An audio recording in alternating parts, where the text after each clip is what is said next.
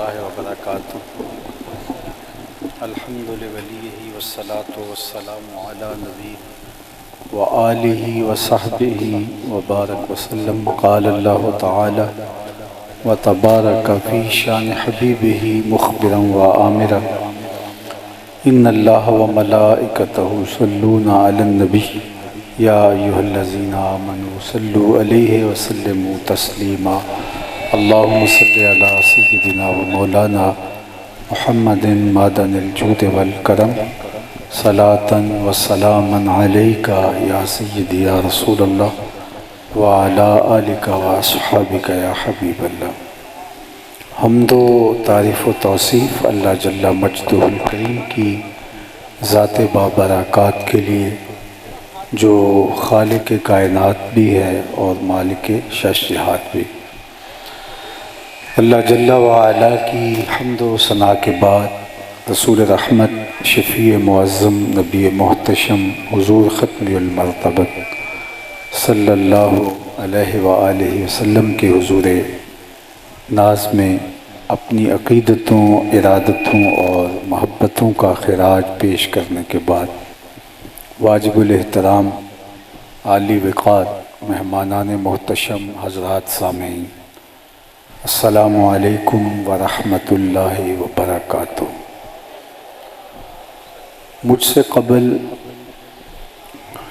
عظیم مفکر اور عالم دین حضرت علامہ ڈاکٹر نعیم الدین الازہری کی گفتگو آپ نے سماعت کی، اور اب وقت جس تیزی کے ساتھ بڑھ رہا ہے، نماز عصر ہم سب لوگوں نے ادا کرنی ہے، تو میں مختصراً کچھ باتیں آج کی تقریب کے موضوع کے حوالے سے آپ کے سامنے عرض کرنا چاہوں گا۔ اللہ تعالیٰ میری زبان پر کلمت الحق جاری فرمائے۔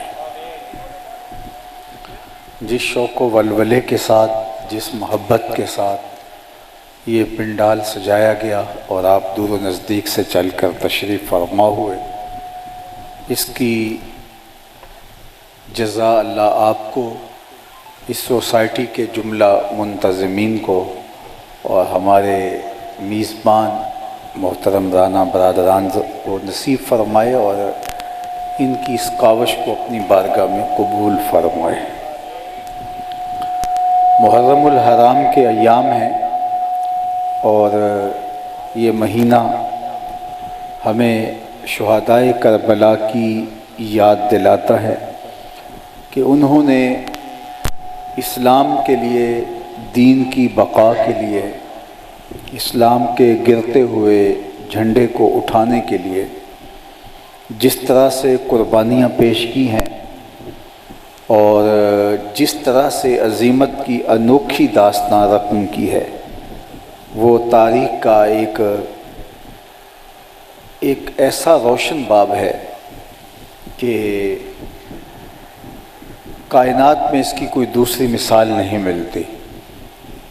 اذیتیں، تکلیفیں، آلام و مصائب، ساری چیزیں ایک ہی جگہ پہ جمع تھیں، اور حضرت امام حسین رضی اللہ تعالی عنہ اور ان کے رفقائے کار نے، اہل خاندان نے جس دلیری کے ساتھ، جس عظیمت کے ساتھ اور جس شجاعت کے ساتھ یزید کا مقابلہ کیا، احقاق حق اور ابطال باطل کیا،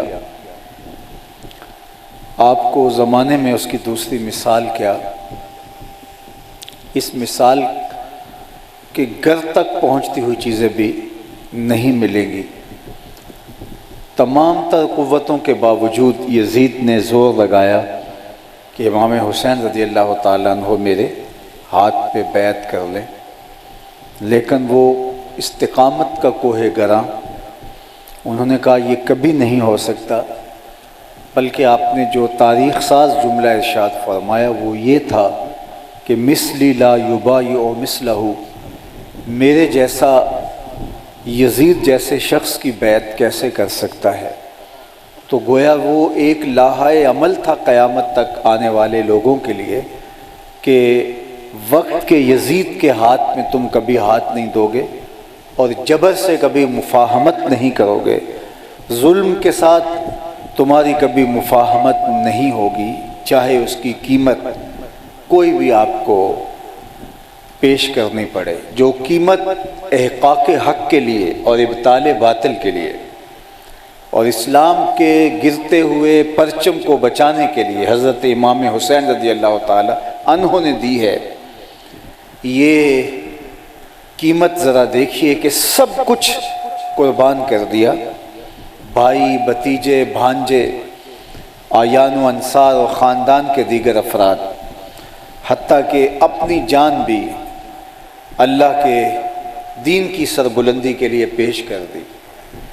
جن لوگوں کا خیال ہے کہ یہ اقتدار کی جنگ تھی، یہ دو شہزادوں کا ٹکراؤ تھا، حق اور باطل کا معرکہ نہیں تھا، ان کی خدمت میں یہ گزارش ہے کہ جو اقتدار کے حصول کے لیے لڑا کرتے ہیں تو وہ اپنے بیٹے اور اپنی جانیں تو نہیں وارتے، چونکہ جان نہیں ہے تو اقتدار کس کے لیے ہے؟ اقتدار تو اپنے لیے ہے، اور جب اپنا آپ ہی نہیں رہے گا تو پھر اقتدار کیسے حاصل ہو پائے گا؟ تو حضرت امام حسین رضی اللہ تعالی عنہ نے اقتدار کے لیے نہیں بلکہ اقدار کے لیے یہ جنگ کی ہے۔ جو دین کی قدریں پامال ہو رہی تھی ان کو بچانے کے لیے یہ جنگ کی ہے۔ اور دوسرے لفظوں میں میں یوں کہوں کہ یہ حسین ابن علی اور یزید کی لڑائی نہیں تھی، بلکہ یہ حسینیت اور یزیدیت کا ٹکراؤ تھا۔ کربلا کے میدان کے اندر آپ دیکھتے ہیں کہ حضرت امام حسین رضی اللہ تعالی عنہ اعیان و انصار سمیت اور خاندان سمیت کاٹ دیے جاتے ہیں۔ تو حسین ابن علی تو شہید ہو گئے، اور یزید جو ہے وہ فتح کے شادیانے بجا رہا تھا، لیکن اگر یہ لڑائی حسین اور یزید کی ہوتی تو پھر یہ کہا جا سکتا تھا کہ یزید جیت گیا اور امام حسین ہار گئے۔ یہ حسین اور یزید کی لڑائی نہیں تھی، یہ حسینیت اور یزیدیت کا ٹکراؤ تھا، اس لیے امام حسین خود شہید ہو گئے لیکن حسینیت زندہ باد ہو گئی، اور یزید خود تو تخت پہ براجمان رہا کچھ دیر کے لیے لیکن یزیدیت کا جنازہ نکل گیا، اور یزیدیت ایک گالی بن کے رہ گئی۔ آج یزید دشنام سے بھی بدتر گالی، دشنام اور گالی سے بھی بدتر لفظ بن کے رہ گیا، اور کوئی شخص اپنے آپ کو یزید کہلوا کے راضی نہیں ہے۔ جو یزید کا حمایت کرنے والا بھی ہو اس کو بھی یزید کہہ دے تو وہ گالی سمجھتا ہے۔ اگر کوئی شخص یزید کو حق پہ سمجھتا ہے اور وہ اس کا پرچار کرتا ہے کہ وہ درست تھے، اور معاذ اللہ لوگ آج ایسے موجود ہیں جو امام حسین رضی اللہ تعالیٰ عنہ کی نسبت بغاوت کی طرف کرتے ہیں، تو وہ جو یزید کے حامی ہیں اگر ان سے بھی کہہ دیا جائے کہ آپ یزید ہو تو وہ بھی سیخ پا ہو جائیں گے، گالی سے بھی بدتر اس لفظ کو بنا دیا۔ اور حسین ابن علی رضی اللہ تعالیٰ عنہ کا نام ایسا زندہ اور روشن ہے کہ جب آپ کا نام آتا ہے تو سر فخر سے بلند ہو جاتا ہے۔ میں تو ایک زمانے میں کہا تھا کہ کیسا تمہارا لیڈر ہے جس کا نام لیتے ہوئے تمہیں شرم آتی ہے، یزید کا نام لینے سے قبل پہلے دائیں بائیں دیکھتے ہو، اور نام لینے سے پہلے شرمندہ، نام لیتے ہوئے شرمسار، اور نام لینے کے بعد پانی پانی۔ کیسا تمہارا لیڈر اور ہادی اور رہنما ہے جس کا نام لیتے ہوئے بھی تمہیں شرم آ رہی ہوتی ہے، اور ہمارے لبوں پہ جب نام حسین آتا ہے سر فخر سے اونچا ہو جاتا ہے۔ فخر کا دل میں دریچہ باز کرنا چاہیے، جن کا تو آقا ہے ان کو ناز کرنا چاہیے۔ تو ہم اس بات پہ ناز کرتے ہیں کہ ہم حسین والے ہیں، اور آج صدیاں گزرنے کے بعد وہ جو خون پیش کیا تھا اس کی سرخی بڑھتی ہوئی ہم دیکھتے ہیں۔ اللہ اکبر، تا قیامت قط استبداد کر، موج خون او چمن ایجاد کر۔ اقبال نے کہا تھا کہ قیامت تک امام حسین رضی اللہ تعالیٰ عنہ نے جبر کا، ظلم کا، ناانصافی کا، سفاکیت کا راستہ روک دیا اور اپنے خون تازہ کے ساتھ ایک چمن آباد کر دیا۔ ما سے واللہ را مسلمہ بندہ نیست، پیش فرعون سرش افگندہ نیست۔ اللہ اکبر، آپ نے یہ بتایا کہ مسلمان اللہ کے علاوہ کسی کا غلام نہیں ہے، کسی کا بندہ نہیں ہے، اس کا سر کسی فرعون کے آگے کبھی نہیں جھکتا۔ اللہ اکبر۔ اور اس نکتے کی تفسیر اپنے خون سے پیش کی اور ملت خابیدہ کو بیدار کر دیا۔ اور آج صدیاں گزرنے کے بعد بھی حسین ابن علی کا نام زندہ ہے، حسین ابن علی کی فکر زندہ ہے۔ یزید کی قبر کے نشان کا بھی لوگوں کو نہیں پتہ کہاں ہے، لیکن حسین کے روضے پہ آج بھی سرخ جھنڈا جھول رہا ہے۔ تو عظیمتوں کی جو انوکھی داستان رقم کی ہے، وہ سرخرو ٹھہرے، وہ سر بلند ٹھہرے۔ عزتوں کو جو نشان ان کو ملا اور جو وقار ان کو ملا، اقبال نے کہا تھا جو دلوں کو فتح کر لے وہی فاتح زمانہ۔ فاتح وہ نہیں ہوتا کہ جو میدان کے اندر کسی کو بچھاڑ دے اور لوگ اس پہ نفرین بیچ رہے ہوں۔ فاتح وہ ہوتا ہے جو دلوں کا فاتح ہو۔ حشام بن عبد الملک بنو امیہ کا بڑا تگڑا حکمران گزرا ہے۔ جب یہ ولی عہد تھا، شہزادہ تھا، تو یہ اپنے دوستوں کے ہمراہ کعبۃ اللہ آیا، مکۃ المعظمہ میں حج کے لیے۔ تو طواف کرتے کرتے اس کے دل میں خیال آیا کہ میں حجر اسود کو چوم لوں، لیکن جو ہی حجر اسود کے قریب گیا تو رش اتنا تھا، ہجوم انسانہ انبوہ کثیر تھا کہ یہ آگے بڑھنے کی ہمت نہ کر سکا، اور واپس مطاف کے کنارے منتظر تھا کہ رش چھٹتا ہے تو میں حجر اسود کو بوسہ کروں۔ اتنے میں امام زین العابدین رضی اللہ تعالیٰ عنہ طواف کرتے کرتے حجر اسود کے مقابل آئے۔ ان کی رفتار تھوڑی سی تھم گئی، دل میں ارادہ پیدا ہوا کہ میں حجر اسود کو چوموں، اور جو ہی آپ کی رفتار کم پڑی تو لوگوں نے راہیں چھوڑ دی، آگے بڑھے، حجر اسود کو بوسہ کیا اور آپ پھر طواف میں لگ گئے۔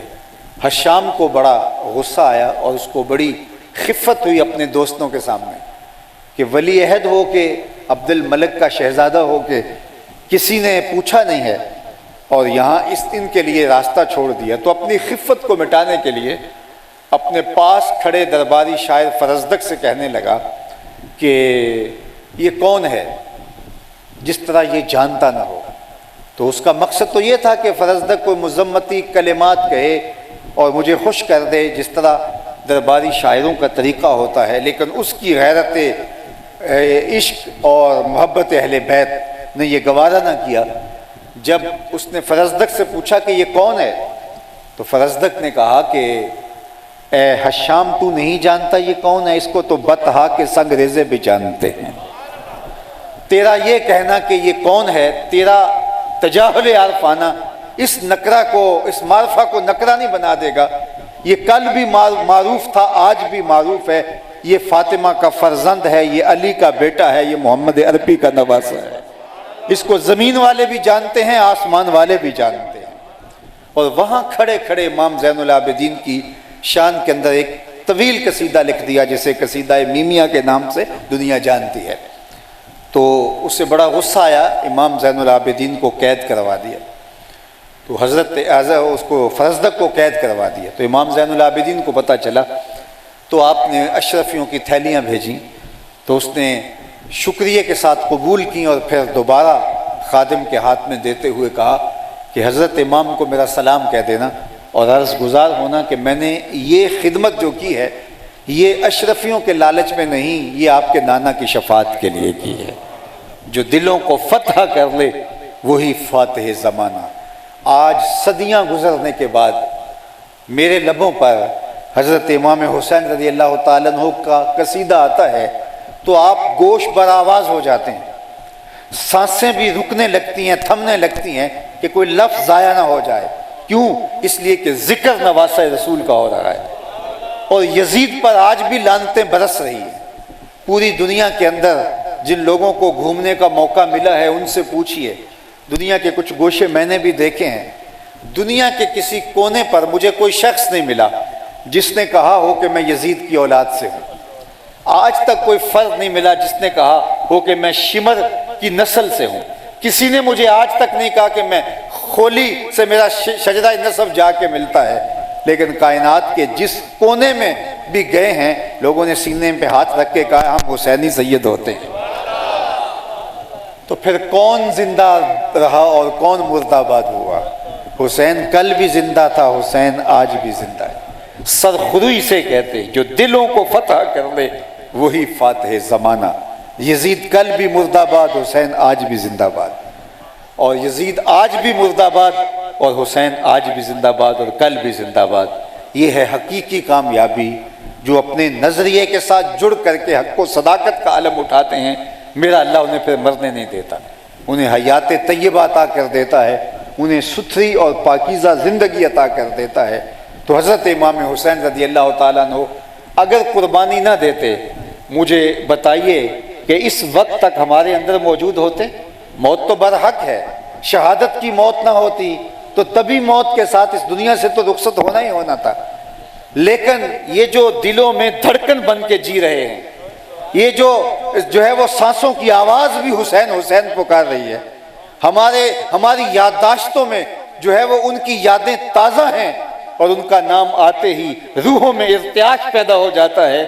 آج بھی ظلم اور جبر کے خلاف جہاں بھی جو بھی کھڑا ہوگا وہ حرارت خون حسین سے لے گا، حرارت تازگی وہاں سے نصیب ہوگی۔ آپ نے خطبہ دیتے ہوئے فرمایا تھا، لوگو تم کہو گے کہ میں اس بے سر و سامانی کے ساتھ اتنے بڑے لشکر سے ٹکرانے جا رہا ہوں، تو آخر کیوں؟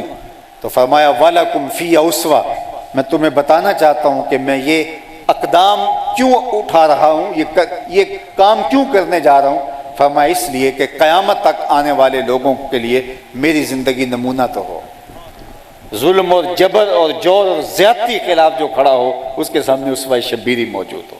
مہاتما گاندھی نے جب برطانوی سامراج کو للکارا تو اس نے کہا کہ میری قوم، تم سوچتے ہوگے کہ مٹھی بھر جماعت کے ساتھ اتنی بڑی سلطنت سے ٹکرانا، جس کی حدود میں سورج طلوع بھی ہوتا ہے غروب بھی ہوتا ہے، دیوار کے ساتھ سر مارنے کے مترادف ہے، لیکن اس کے باوجود میں برطانوی سامراج کو للکارنے کے لیے کھڑا ہوں، اس لیے کہ میرے سامنے حسین ابن علی کا اسوہ موجود ہے۔